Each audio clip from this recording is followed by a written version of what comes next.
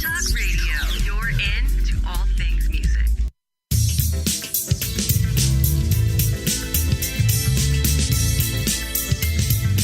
May the best brand win with Scott Robertson's Music Biz Marketing Strategies. Now, here's your host, Scott Robertson.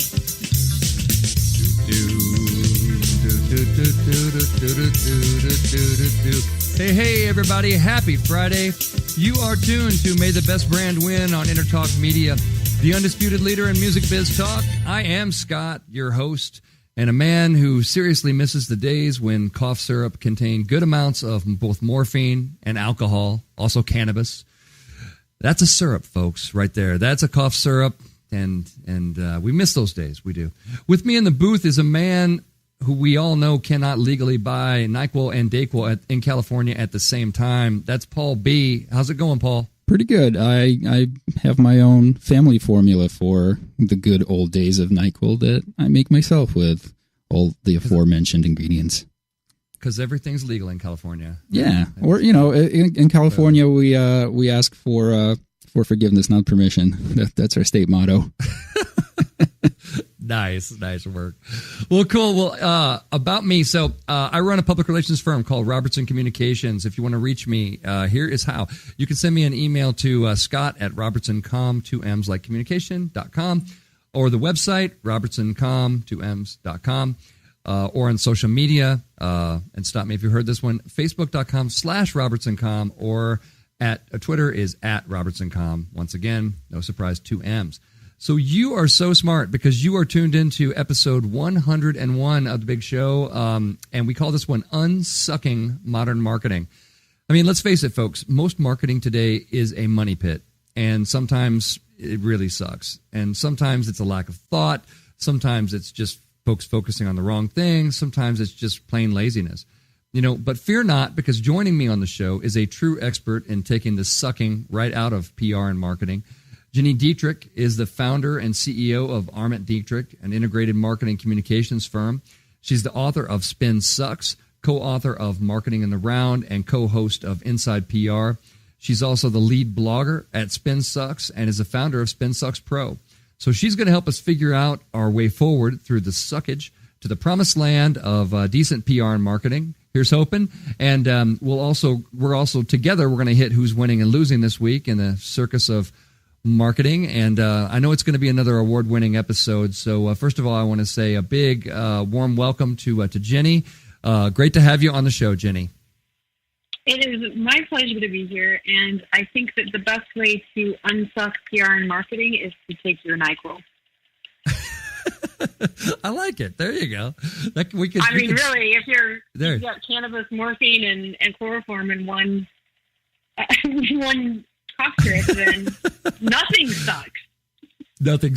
That's right. You're experiencing an entirely different interpretation of reality, which isn't always such a bad thing, So Gini, so tell us about your background is fascinating. I'm a huge fan of Spin Sucks. I'm a huge fan of yours. Oh, thank you. Tell me about. Why don't you tell the listeners about your background?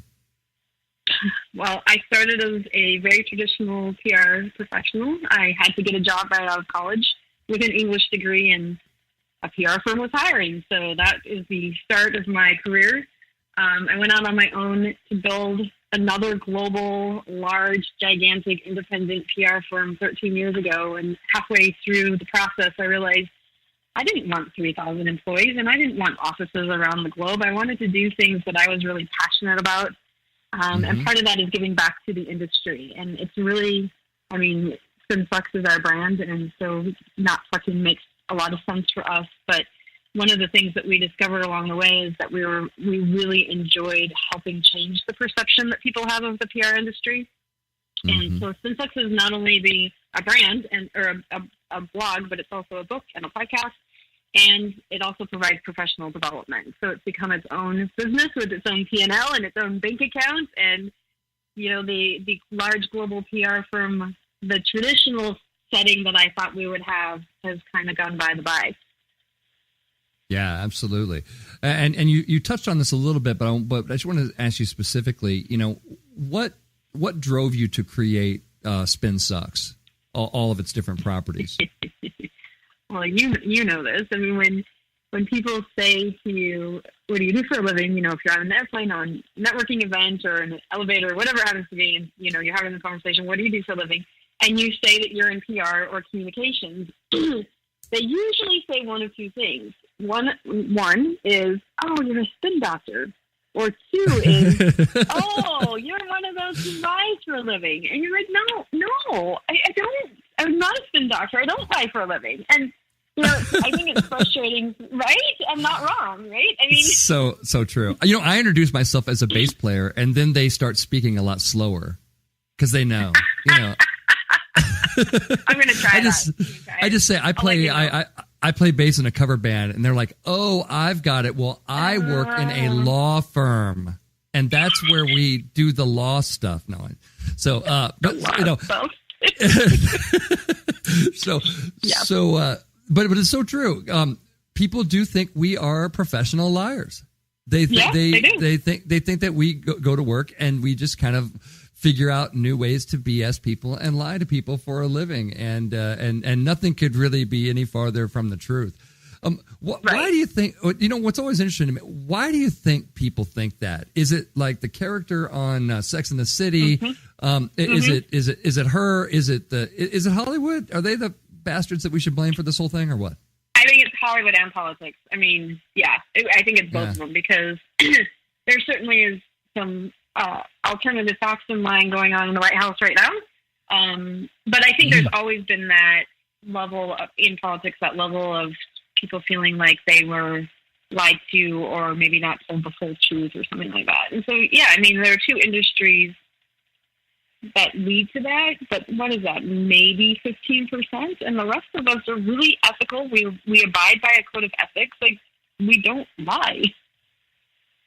Yeah, you have to, because, you know, lying is really bad for business. It's a very transparent world, right? Yes. And if you lie, you're going to get busted, and then you know, I mean, we're in the business of creating trust and authenticity. Often when companies are, you know, maybe not interested in doing that for themselves, and it seems like that sometimes, and you know, So lying just sort of sets all your. I always explain that to my clients. I go, this isn't a speech about morals or that kind of thing. I said, lying is just bad for business. It's flat because you will get caught, and then business is in trouble. It puts things in jeopardy. So it's just it's a poor strategy. You know, it's a really poor strategy. Really poor. Yeah, and you can point to, I mean, think of how many examples you can point to. You've got Coleman, you have Penn State, you have Michigan State, you have Tiger Woods. I mean, there's so many examples, Paula Deen, that you can point to where people have lied and it has crushed them. Yeah. Yeah. There's one going on here in LA. There was a city councilwoman, and she got caught. She's on the mayor's or the mayor of the small city suburb of Los Angeles. I saw it on the news last night. And she got busted basically trying to buy votes. You know, she reached out to her former students.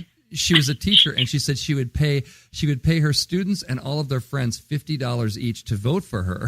Her name is City Councilwoman Ayala. And it was all over the news last night, and they showed like the Facebook messages from her account. And I swear to God, their response was, and I tapped my wife and I go, "Are you ready for this?" I go, "Get ready for the it wasn't me." I said, "Here it comes." And they said, "Oh no, it was their campaign manager said it was social media. All the things that you can do with social media today. It was the Russians. It was the Russian collusion." I mean, there is a lot of stupid in the world, man. I was like that, and I'm being busted to the point where the news station is posting screenshots of your conversation with the students, you know, on Facebook. Okay, look, if you're going to be that stupid, don't put it in writing. What is wrong with you? If you want to drive people to vote for you, just go talk to them in person. I know, right? That would just kill me last night.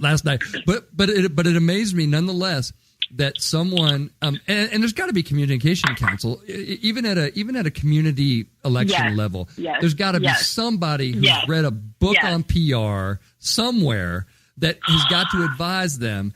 And And how is the advice? It wasn't me.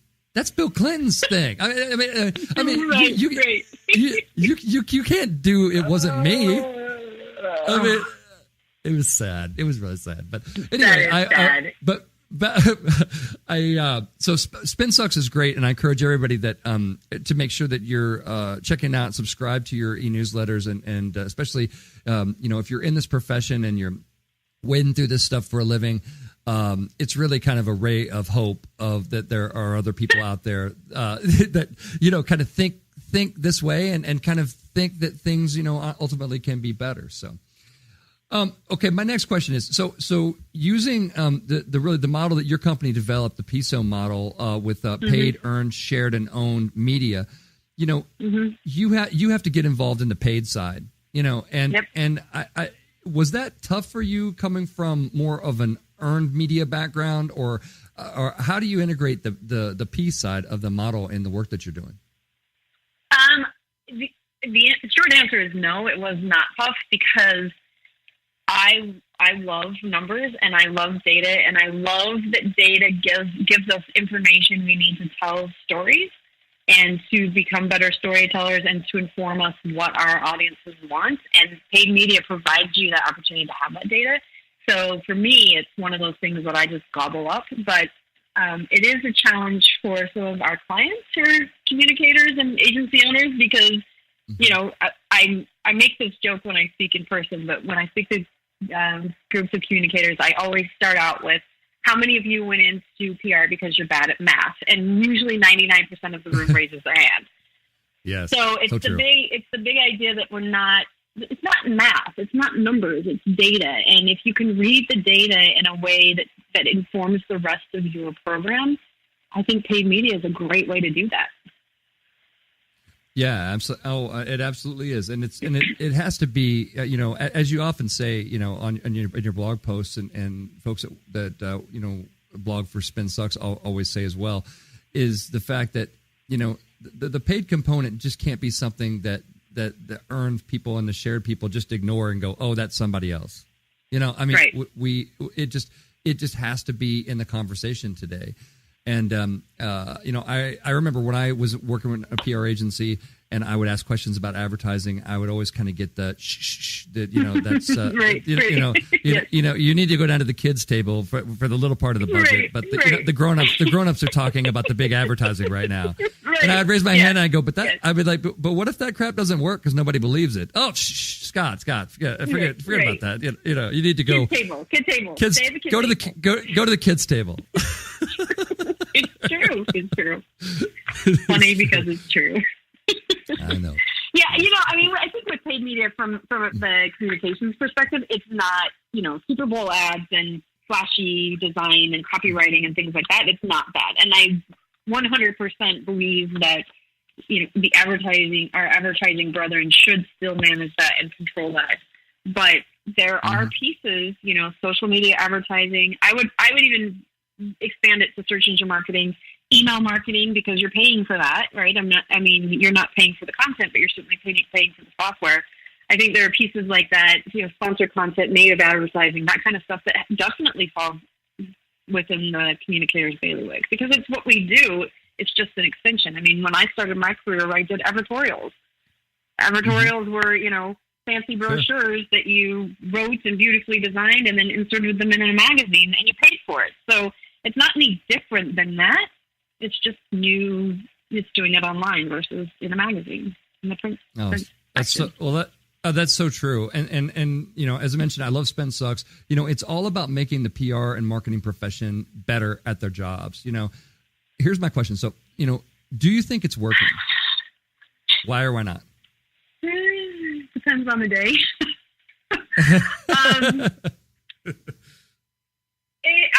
I get very frustrated and sometimes feel like we're pushing a boulder uphill because I'm seeing a trend where search engine optimization specialists are doing earned media because it's all about link building, and so they're pitching content and they're doing media relations, and it's incredibly frustrating because I don't think they do it well. Because their job is to get a link, it's not to build relationships, which media relations is definitely about relationships because it's in the name. I'm seeing marketers, doing content and paid and things like that. And PR tends to be like, oh, well, we just do media relations and that's what we do. And that's incredibly frustrating for me. And I know this is a question you have coming up, so I'm going to rain on your parade a little bit. But PR is not just media relations. If you want to just do media relations, it's publicity. You're a publicist. But if you're going to do public relations or communications, whatever you want to call it, there has to be more to it. And we are content developers. We've always written content. We've been writing speeches for CEOs. We've done thought leadership. We've done byline articles. We've done advertorials. We've always been writers. So content should belong to us. Social media is typically the very first experience that somebody has with your business, and that's relationship building. It should absolutely belong to us. Of course, earned media is the media relations piece. I think the one piece where communicators have to get strong is on the paid side, to your point. Yeah, absolutely. Well, and as an agency owner, I found your advice incredibly helpful, and especially, your stand really against completing all these proposals and RFPs. And I want you to know that that my company doesn't participate in RFPs and we don't do proposals anymore. Just simply for awesome. Yeah, we don't, and that's all you. That's all you. And I just tell people, I say, that makes me so happy to hear. Yes. And I tell people, I say, I tell people, I say, if you want to hire me, I said, hire me. Let's, I said, and I make a joke. I go, I'm a professional writer. I said, I can write a proposal that will blow you away. I said, but you should decide, I said, you should decide to hire me, not based on that, but based on what we've discussed about your business and those kind of things. I said, my proposal shouldn't be the linchpin in this. I said, and plus, you haven't told me everything anyway, so there's at least a 50% chance that I don't know everything, and then we're gonna have to fix it anyway. And since I get paid by the hour, that makes it more expensive for you. So I don't know. I love your advice on that. Can you explain what kind of briefly? I only have about 20 seconds. Sorry, but what you kind of do what you do instead of doing proposals? Yeah, I mean exactly what you say. Like, have a process and say, this is our process. If you want to work with us, this is what it looks like. This is how much it costs, and either you hire us or you don't. Yeah, absolutely. And hey, it's as simple as that, folks. And you are so smart because you are listening to episode 101 of May the Best Brand Win on Entertalk Media. We're talking about unsucking modern marketing. Come on back in segment 2. We're going to talk about who's winning and losing this week in the circus. We'll see you in a few.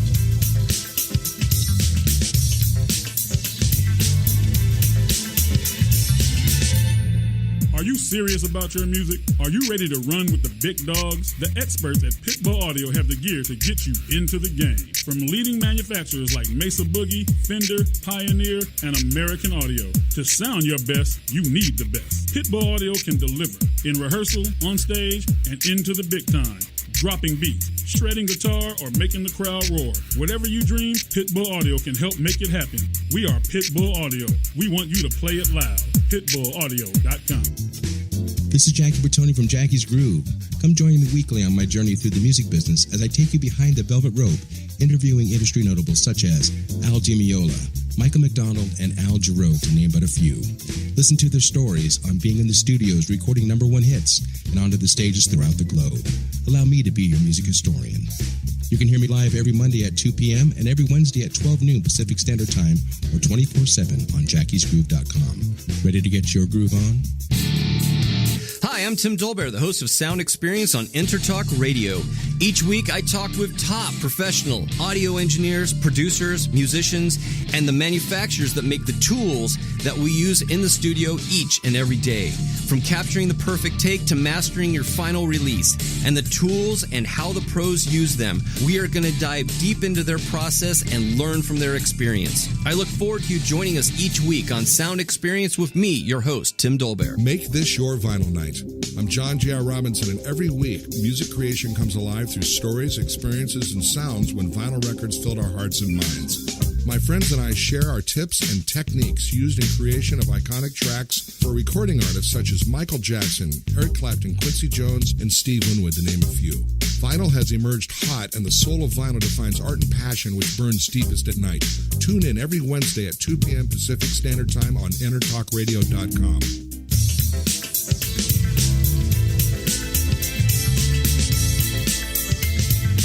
May the best brand win with Scott Robertson's Music Biz Marketing Strategies. Now, here's your host, Scott Robertson.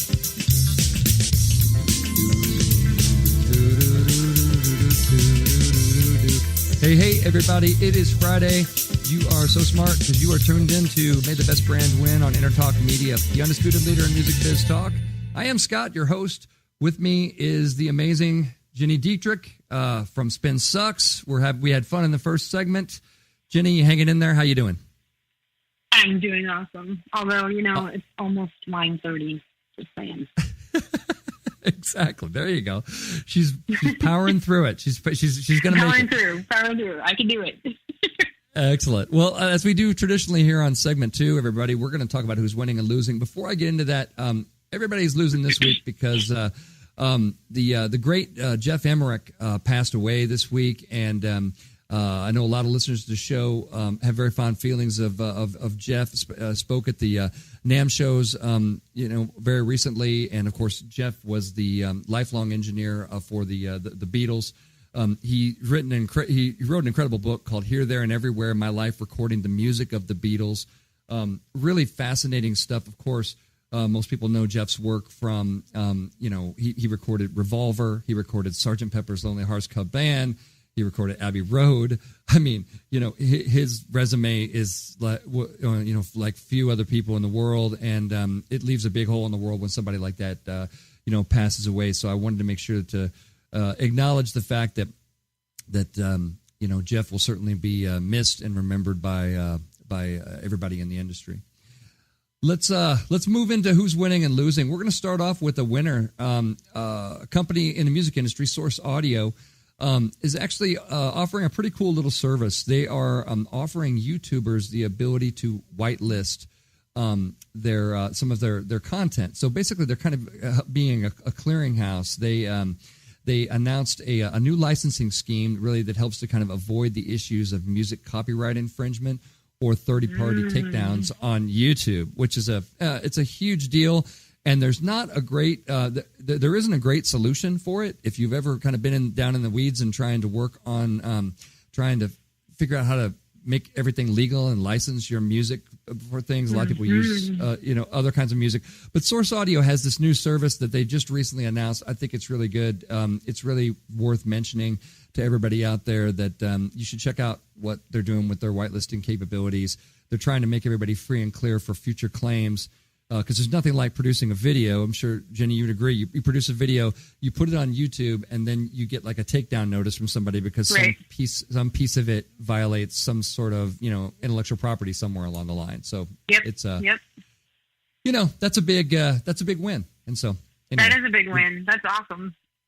Yeah, it's a cool thing, and a lot of YouTubers out there can take advantage of that. And plus, if you manage your company's YouTube channel and that kind of thing, it's good to know that there is a service out there where you can kind of make sure everything's legal. A lot of people, like Paul does when he buys NyQuil and DayQuil at the same time, they sort of, ask for forgiveness instead of permission. They ask forgiveness, yeah. Exactly. Although I feel like the state of California is now going to be paying attention to him after that. Yeah, absolutely. Because he's going to have to ask for permission now, by the way. He will have to ask. Sorry, he has Paul. to get the store manager. Oh, the store manager. I was getting away with it up until now. The store manager comes up and says, "Paul, let's see your ID." No. Yeah, it's gonna happen. Well, let's move on. So Apple is bringing you exactly what you need. 70 new emojis are coming to the iPhone with iOS 12.1. They are bringing such things as swans and parrots and what appears to be lettuce. And lobsters. Oh my goodness! I don't know if that is. Let's see. There's a new emoji for bald people. That's pretty exciting. I mean, that's interesting. You can use that, right? I could use it. And then there's different things for sports and food. I kind of agree with Mike Rowe in the sense that do we need a pictogram for every word in the English language so that we string them together and we sort of create this new Egyptian hieroglyphics that have all these multiple. It's like, didn't we create language or didn't they create language? Haven't we? Are we going back 5,000 years? Well, I'm pretty sure we created language so that we wouldn't have to have a word Correct. or a picture for every word. Picture, yeah. Yep. And so I don't know. Yeah, It there's feels like dolls in here, bagels. I feel Exactly. like, you could just talk in emojis. You're right. And I just feel like the classic Mike Judge movie, Idiocracy. It's scary to me how much of that is becoming true and how quickly. Right. You're just like, oh yeah, that's in the 90s. You're like, oh, that's a funny movie. That's a funny movie. And then you start looking at it, you're like, wait a minute. Yeah. And it feels like, I don't know. And this is a good question for you, Jen. Is society getting dumber? I feel like if I answer this, I'm going to be in Paul's boat. I think that we are becoming less educated. There's a big article, I think, in the New Yorker, earlier this week that talked about how we just scan stuff, and it's creating a big problem because we're not actually reading, and reading helps emotional intelligence. And so, I think decline of emotional intelligence does make us dumber. Yeah, absolutely. And it seems like just from a branding perspective, I've mentioned this in the show a couple of ways. It's like, Weight Watchers is going to WW, Dunkin' Donuts is dropping the donuts and going to Dunkin'. Yep. It's like truncation of all these brands, which is sort of and I was like, are people sitting around a conference room going, people don't understand Weight Watchers. Let's go to WW and that kind of, Weight Watchers. And then I'll get it. That's too many syllables. Let's just be initials. And then you're going, what are you doing? What is that? So anyway, I don't know. It's maybe a conversation for another time, but let's put Apple firmly in episode on the whole thing there. There you go. Brand truncation coming soon. But for the record, we're going to put Apple in losing because, let's just use words, people. Let's use words. We don't need parrots. Right. And I'm losing my hair, but I don't need a bald emoji. I can just use a regular smiley face guy. That works fine. I can do next, don't you? You're going to start asking the kids to get off your lawn. Get off my lawn. I don't do that. It's coming next. Well, nice. Let's talk about Lowe's for a second. So Lowe's has been using Pinterest, which is not the social media network, the social network that you hear about the most, but it's really fascinating that Lowe's has been using Pinterest for 5 years to help users kind of visualize home improvement projects. They kind of show, paint and different woods and those kind of things. But really interesting thing that Lowe's is taking that kind of caught my interest is they're going a step further. They're going to add transactional data into the customer Pinterest profiles so it can now suggest products to customers, right? So it'll have a transaction history. It'll be able to personalize your suggestions based on data, right? So if the retailer knows that you are, buying living room furniture, it can offer up pins that align with these interests. So you've got this kind of personalization versus privacy tug of war that we find ourselves in so often. I don't know. What are your thoughts on that one, Jenny? Well, as a huge Pinterest user, which everyone makes fun of me about, but as one who is trying to find the perfect bar stools for my kitchen, I have already experienced this where they keep suggesting bar stools for me, and actually I have at least 3 options that have come directly from them, so which I wouldn't have considered before. So as somebody who uses the social network, it's working on me. So heck yeah, let's do it. It's awesome. Yeah. Do you think there's going to be a pushback at any time about the way, because obviously they have to collect this data. They're collecting it in the real world. They have data on you. Sure. They have it tied to this kind of thing. And then they have to kind of use it in a responsible fashion. And then, of course, we know that others don't use it in a responsible fashion. Correct. What do you... But I think as long as, it sounds like you're liking it and you're not feeling like it's an infringement on your privacy at this point yet. Or anything. So well, I kind of have the feeling on privacy that if you're going to be online, you're giving up privacy. Like that's just part of the game. So true. Yeah. Okay. So I'm looking for bar stools and what kind of price range I'm in. All right, make my life easier. I'm good with that. That's good. Yeah, we're going to put that in winning because that is a very cool use of social media for product discovery. And I think you will see other people following suit pretty quickly. let's talk about Movie Pass, which we talked about a couple times on this show. That's the that's AMC Theaters' little idea of kind of giving you a pass, and you could pay a flat fee every month to see multiple movies, right? And then they fluctuated the price quite a bit and everything. But in an email that was sent to a select group of customers, the floundering app said, because we really hope you begin enjoying your Movie Pass subscription again, we've chosen you to be part of a select test group who, beginning Friday, will be restored to unlimited movies. But the problem with that is that those folks opted out. Mm-hmm. So then they said, to be clear, unless you opt out, your unlimited subscription will begin restored. I mean, that's all kinds of dumb and bad and everything. So basically, MoviePass is forcing their former customers to re-enroll unless you opt out. And to me, right. They have re-enrolled them unless they opt out. Yeah. Yeah, they've re-enrolled, and you're in the relationship construction business. And there's no way, in my opinion, to destroy relationships faster than to start ticking people off and doing stuff where they start thinking, well, now I really dislike you, and now you're, and I just don't understand what why AMC would be doing something like this. I mean, obviously, it's got to come down to the fact that they don't want to admit that the service is not successful, and so now they say, "Oh, a bunch of people re-enrolled," but it's like, right. but that's like we talked about in the first segment. Yeah. That's just BS. Yeah. It's just when I read this story, I literally yelled at my computer screen, "You can't do that! You can't do that! You can't do that!" I know, right? So they're flailing, and now it's going to be even worse. It's going to be even worse for them because they lied. This is not ethical. It's slimy, slimy, slimy. It's slimy. And anytime you are forcing your customers to do anything, that's when you should worry, in my opinion. That's worry time, because you have, customers don't like to be forced to do anything. And again, that relationship thing, keeps coming in. And, and I talk about a lot on this show. I talk about that a lot of things that marketing does, could unintentionally destroy relationships. If you don't know how to wield the sword, I always say the sword has two sides. It has a side that can cut through and has a side that can cut your hand off too. So, you kind of have to know that stuff. And anyway, so we're going to put AMC's Movie Pass firmly in losing. They need to get that figured out. And plus they're getting a ton of negative press on it.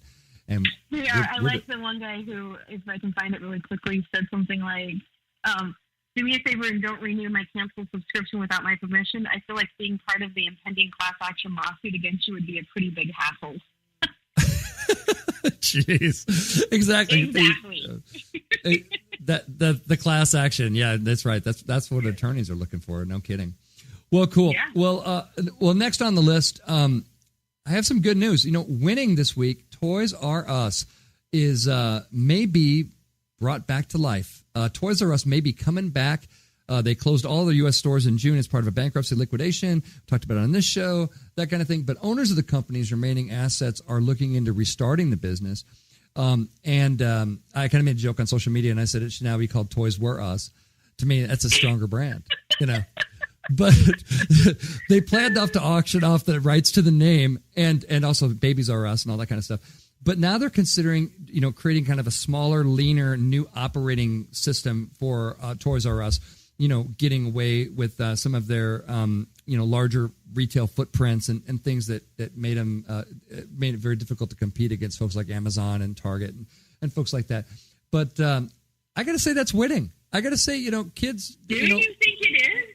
Well, we need. I just think for society and since we need toy stores, and KB Toys is gone. I agree with that. There's no toy stores. Where are kids gonna loiter? Amazon. Where they could loiter on Amazon, I guess. Right. I don't know.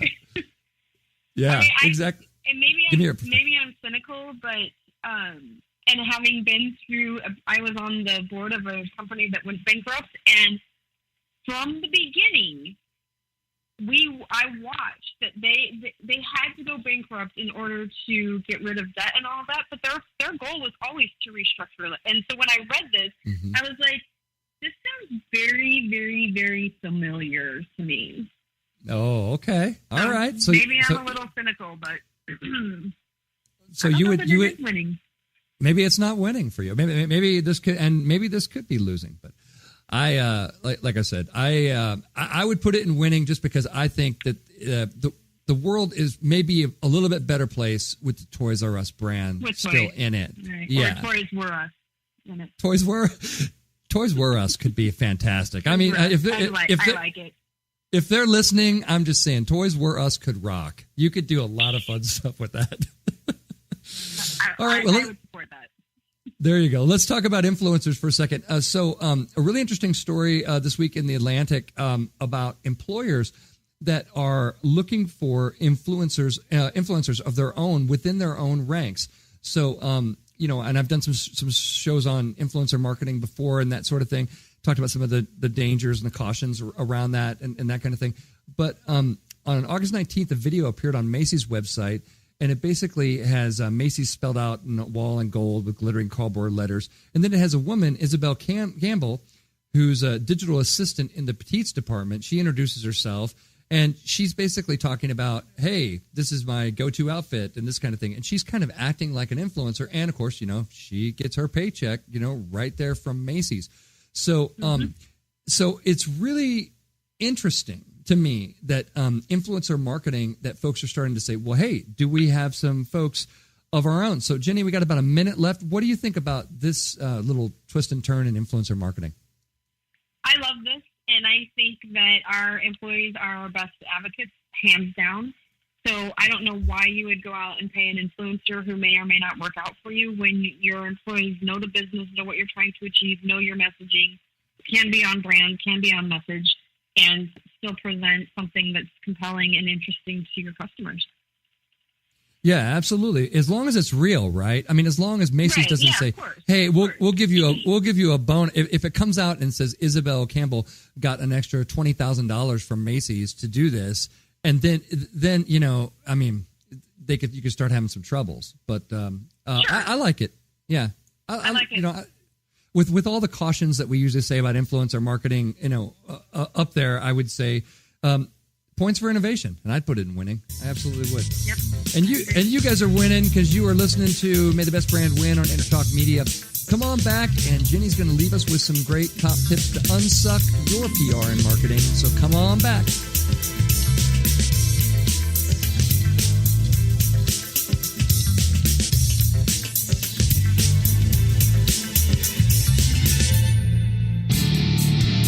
I'm Tim Dolbear, the host of Sound Experience on Entertalk Radio. Each week, I talk with top professional audio engineers, producers, musicians, and the manufacturers that make the tools that we use in the studio each and every day. From capturing the perfect take to mastering your final release, and the tools and how the pros use them, we are going to dive deep into their process and learn from their experience. I look forward to you joining us each week on Sound Experience with me, your host, Tim Dolbear. Are you serious about your music? Are you ready to run with the big dogs? The experts at Pitbull Audio have the gear to get you into the game. From leading manufacturers like Mesa Boogie, Fender, Pioneer, and American Audio. To sound your best, you need the best. Pitbull Audio can deliver in rehearsal, on stage, and into the big time. Dropping beats, shredding guitar, or making the crowd roar. Whatever you dream, Pitbull Audio can help make it happen. We are Pitbull Audio. We want you to play it loud. PitbullAudio.com. Make this your vinyl night. I'm John J.R. Robinson, and every week, music creation comes alive through stories, experiences, and sounds when vinyl records filled our hearts and minds. My friends and I share our tips and techniques used in creation of iconic tracks for recording artists such as Michael Jackson, Eric Clapton, Quincy Jones, and Steve Winwood, to name a few. Vinyl has emerged hot, and the soul of vinyl defines art and passion which burns deepest at night. Tune in every Wednesday at 2 p.m. Pacific Standard Time on EntertalkRadio.com. This is Jackie Bertoni from Jackie's Groove. Come join me weekly on my journey through the music business as I take you behind the velvet rope, interviewing industry notables such as Al Di Meola, Michael McDonald, and Al Jarreau, to name but a few. Listen to their stories on being in the studios recording #1 hits and onto the stages throughout the globe. Allow me to be your music historian. You can hear me live every Monday at 2 p.m. and every Wednesday at 12 noon Pacific Standard Time or 24/7 on jackiesgroove.com. Ready to get your groove on?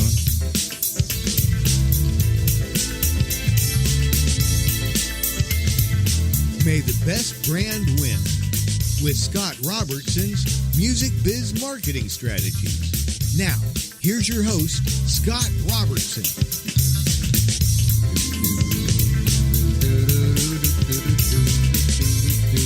Hey, everybody. It is still Friday, and you are tuned to May the Best Brand Win on Entertalk Media, the undisputed leader in music biz talk.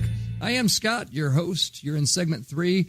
All day today, we've been hanging out with Gini Dietrich from Arment Dietrich and from Spin Sucks, and it's been great having you on the show, Jenny, and it was fun doing winning and losing with you. That was awesome. So we're going to have to come back to the Toys R Us one, though. I think we'll come back. Yeah, future conversation about that. There you go. We'll see how that one plays out. That sounds good. Well, cool. Well, as we always do in good old segment 3, this is all about you, the listening audience, and we want to leave you with some tips, some tricks, some takeaways that maybe you can use and make your marketing better. In this case, since we're talking about unsucking marketing, so this is Jenny's top tips to unsuck your PR and marketing. Jenny, what do you got for us for number 1? Number 1 is stop getting behind your computer screen and pumping out content that nobody cares about. This drives me crazy because every single one of us, it doesn't matter what you do for a living, where you are in the world, you receive emails, you stumble upon content, you read blog posts, articles, you see videos, whatever it happens to be that sucks. And you complain about it, you talk about how your inbox sucks. Like we all have it. And then those same people go to work, they get behind their computer screen, and they just contribute to the sucking. Stop doing that. So true. I told the story on the show before, but I signed up for Albertsons. It's a grocery store here in Southern California. Mm-hmm. Albertsons has like a rewards program, and I signed up for it. And they sent me 8 emails about groceries in 1 week. And then I wanted to send it to their director of marketing. I was like, how many times do you think I go to the store in 1 week? Right. Fair. Just how many times do you think the subject of shopping for groceries crosses my mind on a given week? and then you realize pretty quickly, you're like, there isn't anybody thinking before they're sending. There's not exactly the thinking. Right. The thinking is not happening.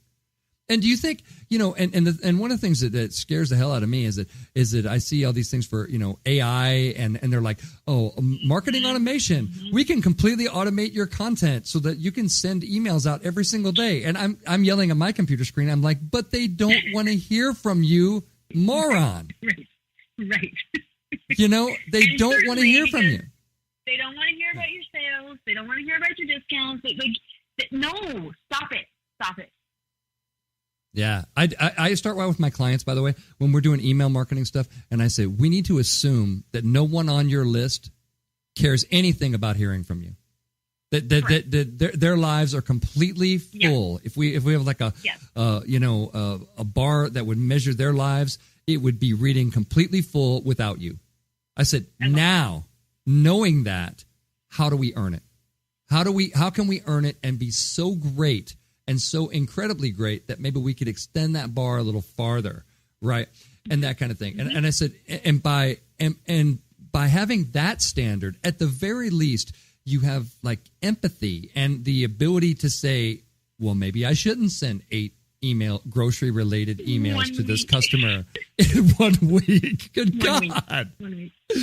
I mean, it's just, I agree with you so much. So tell me, you talk about pumping out content. What is the content that people do care about in your experience?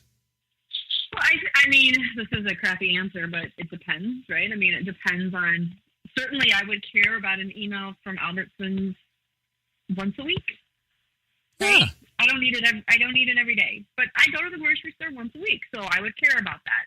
So if you want to send me 8 emails that do it over 8 weeks, that's fine. That works for me. So it certainly depends. And, when even we have found that, people, because we publish twice daily on the blog, people really actually prefer a roundup versus the daily. So, you know, Okay. you have to ask. You have to ask what people want. You have to be able to give them what they want. And this also leads to my second tip, which is figure out your brand's uniqueness and use that, because you don't want to pump out the same content that your competitors are pumping out. Then you don't stand out at all. That's so true. It's so true. Like you, I'm sure you have like the real estate people that, and everybody takes the same Century 21 national email newsletter, and they slap their information on it, and you're like, I just saw this. What's the matter with you? Yes. Or the ambulance chasers, the attorneys that come after you after a car accident. Those are all the same. All of them, exactly the same. Yeah. Yeah. Absolutely. Yeah. That's so important. You know. The having the right, you know, brand message, and like you said, figuring out that unique aspect of what your company does and sort of how it intersects with the, you know, with the customer's world, and that, you know, and even though that sounds simple, you know, when I say stuff like that, people go, well, that's just obvious and that's just simple, and then I'm like, and I just kind of laugh, and I go, it does sound obvious. I get that it sounds obvious, but would you like me to show you? Let's just say an entire radio segment full of companies, you know, who don't do it, who miss it, who you know, you know, it's like, you know, it's like Tom Brady completes a 30-yard touchdown pass. People's like, oh, that's easy to do. It's like, would you like me to show you a bunch of NFL? Let me show you some NFL teams that attempted a 30-yard touchdown pass and failed. Why don't you attempt a 30-yard touchdown pass? We'll see what happens. It's like, it's easy when he does it, of course, you know. So I don't know. I agree with you 100%. Though the brand's uniqueness, and do you think that maybe some of these content marketing companies and like marketing automation companies, the marketing automation ones, just scare the hell out of me, and AI is only going to make that worse to me because AI is not AI doesn't know how to be interesting yet. No. AI doesn't have the empathy. It doesn't have the emotional intelligence. It doesn't have the creativity. It can certainly help with repetitive things, but it cannot tell a story, build relationships, talk to human beings. It can't do that. Yeah. Watson is not funny. You don't want to hang out with Watson and like, I mean, you're not having a beer with Watson. You're going there to find out, you know, predictive models of like water sources in Asia or something. You know, I mean, Watson is not, you're not hanging out watching the Rams game with Watson. You know? No, Watson is not your best friend, for sure. Well, the Rams game, I was going to say, why are you talking about the Rams? And then I realized they moved, so never mind. Yeah. LA, that's our that's our team. Yeah. That's one of our teams out here. We also somehow we grabbed the Chargers from San Diego too, and like nobody wants them here, and it's just like it's so weird because like nobody in LA knows what to do with the Chargers at all, and they're San Diego fans. It's a great brand mistake because they left their base right away and they moved to an area that didn't want them because the owner wanted to just kind of make more money. And then the fans they're like, well, now we can't support this team because they, you know, made a bad decision. And then everybody in LA is like, we can't support this team because we have the Rams and we also don't like you because we've been trained not to like you for a lot of years when the Raiders played you. And so it's just, it's a really, I mean, there's so much. So the owner's making a lot more money then. Yeah. There's just so much stupid in the world that you can't even calculate it sometimes. It's a number. Correct. Going back to your earlier question about dumb. Dumb, yeah. Well, hit us with tip number 3 then, Jenny. What do you got? Tip number 3 is build relationships. It takes time. It does not happen overnight, but it's worth it in the end. And it doesn't matter if it's a relationship with a prospective customer. It doesn't matter if it's a relationship with your brand loyalists or your customers or employees or journalists or influencers or whoever it happens to be. Build the relationship. And today, social certainly makes it easier for us to build relationships one-to-many instead of one-to-one, but take the time. And I think that you can probably relate to this, Scott, but it's the most challenging part of our jobs is because, you know, clients really want us to go out guns a-blazing and, you know, mass distribute news releases to 200 journalists and get 1 million Facebook fans and 2 million YouTube views and all this stuff that doesn't equate to something that's meaningful to the business. It just makes you feel good because big numbers. So it's really, really about the relationships. I mean, that's what we do. It's in the name of what we do. Build the relationships. Oh, it's so true. And and you can relate to this too. You ever go into a client and you say and they're so quick, they just want to jump on the tactics train, man, and they're already they've just left the station with tactics, and you're like. Yep. Well, you're like, but wait a minute. Well, I said, all of our job here is to build relationships with people, and they're like, yeah. But but tell me about the videos we're going to create and what press releases we're doing. And I'm like, hold on, Tiger, hold on. I say, strategy. let's strategy. but back to strategy and back to why we're doing this. Right. And it's just. It's a constant. It's a constant thing because if you, and I say it multiple times. I mean, if you go back and listen to all 100 of my shows, which would be so entertaining, but let's say you did it, you would hear me say build relationships probably in every episode. I'm like, the reason we don't do this is because we're building relationships. We'll have Watson pull that out for you and see how many times. Exactly. Watson would be like, hey, and I analyzed all of your I analyzed your speech about me, and now I'm going to empty your bank account. I'm just now your 401k is now gone. I'm sorry. Sorry. Sincerely, you didn't be best friends with me, so there you go. Sincerely, Watson, you didn't want to retire, and I could feel it. So now we're not friends anymore. Well, some good tips so far. So tell me about tip number 4. Tip number 4 is sort of 3 tips in one, but they all work together. Be well read, get professional development, and constantly evolve your thinking. And I think that really goes back to your question in the first segment, which was, is it hard for a communicator to do paid media?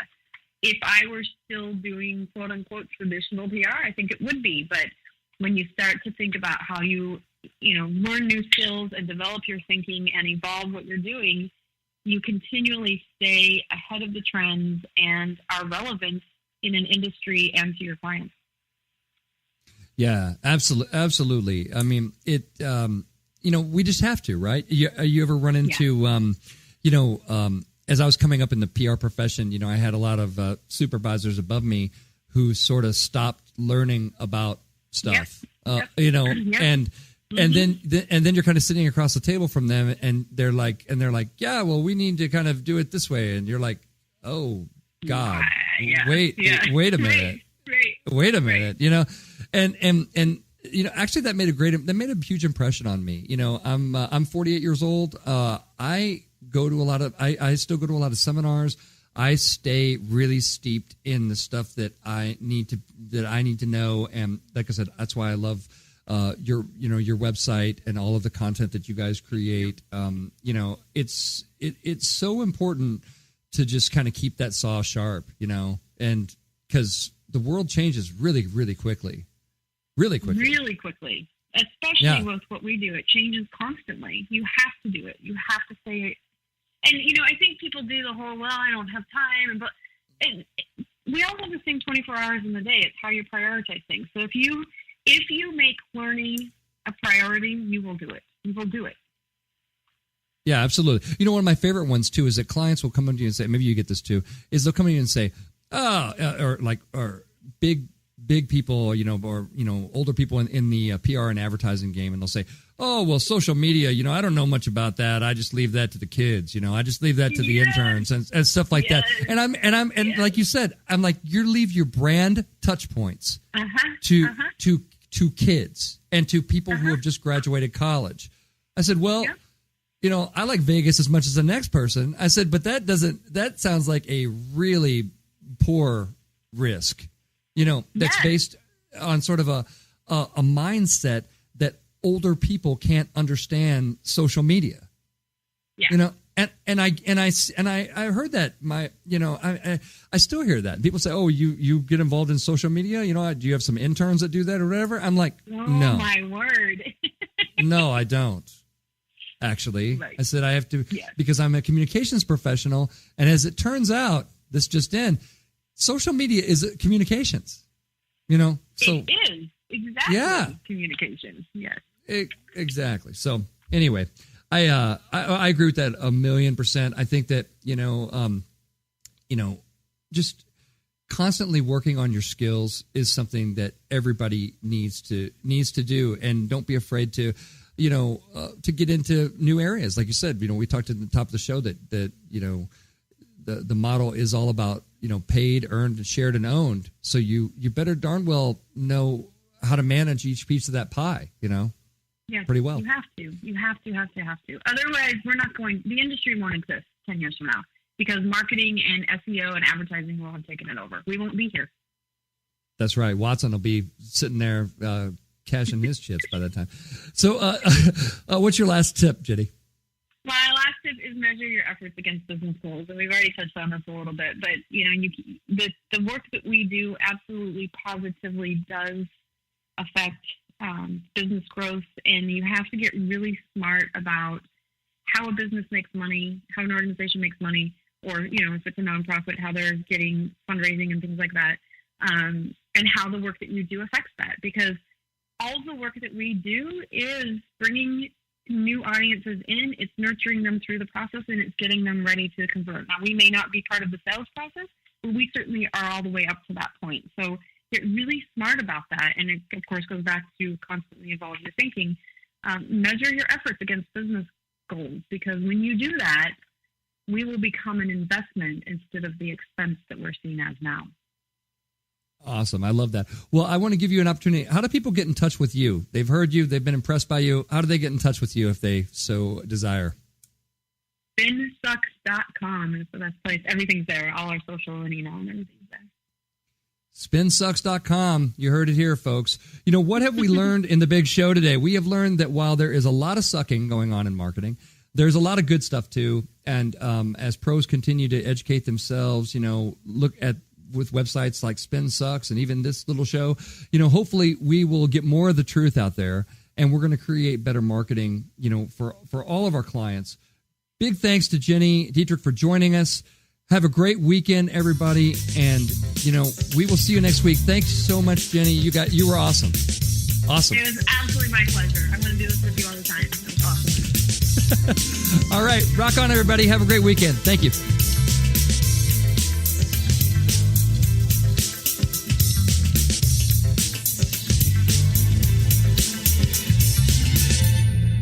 You know what's all around you every waking moment of your life? Marketing. You're choking on it. I'm Scott Robertson, and when it comes to strategic PR, branding, and marketing, I've seen it all. And actually, I'm still seeing it because bad marketing never sleeps. Join me each week on May the Best Brand Win, right here on Entertalk Radio, and learn how to make the marketing for your brand unforgettable. Hi, this is Tim Dolbear from Eclectica Studios. I'm a full-time mixing and recording engineer. I work with Grammy winners, labels, and indie artists, using state-of-the-art digital mixing and restoration tools and the very best in analog gear. Really, though, it's my ability to bring tracks to life and fulfill your vision for your music. This has made me sought after by producers and artists worldwide. So spend your time working on music and not chasing a mix down a rabbit hole. Go to timdolbear.com and check out our free one-song mix offer. Are you serious about your music? Are you ready to run with the big dogs? The experts at Pitbull Audio have the gear to get you into the game. From leading manufacturers like Mesa Boogie, Fender, Pioneer, and American Audio. To sound your best, you need the best. Pitbull Audio can deliver in rehearsal, on stage, and into the big time. Dropping beats, shredding guitar, or making the crowd roar. Whatever you dream, Pitbull Audio can help make it happen. We are Pitbull Audio. We want you to play it loud. PitbullAudio.com. This is Jackie Bertoni from Jackie's Groove. Come join me weekly on my journey through the music business as I take you behind the velvet rope, interviewing industry notables such as Al DiMeola, Michael McDonald, and Al Jarreau, to name but a few. Listen to their stories on being in the studios recording #1 hits and onto the stages throughout the globe. Allow me to be your music historian. You can hear me live every Monday at 2 p.m. and every Wednesday at 12 noon Pacific Standard Time or 24/7 on jackiesgroove.com. Ready to get your groove on?